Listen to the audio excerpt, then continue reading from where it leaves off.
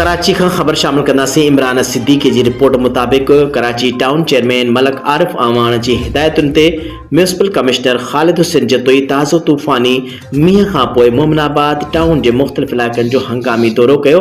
हुननि नशेबी इलाइक़नि, रस्तनि, गलियूं ऐं नकासी आब जे निज़ाम जो मुआइनो कयो। अमले खे फ़ौरी हिदायतूं जारी कयो त बारिश जो पाणी बर वक़्तु निकारियो वञे ऐं मशीनरी मुकमल फ़ाल रहे। इम्कानी मींहं जे पेश नज़र टाउन में रेन एमरजेंसी नाफ़िज़ कई वई आहे।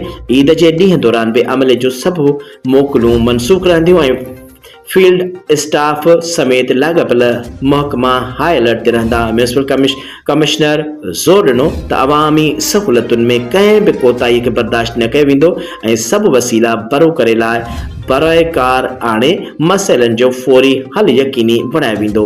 टाउन इंतिज़ामिया शहरनि खे अपील कई आहे त ताउन कनि ऐं कंहिं बि शिकायत जी सूरत में फ़ौरी तौर ते लाॻापियल इदारनि सां राबितो कनि।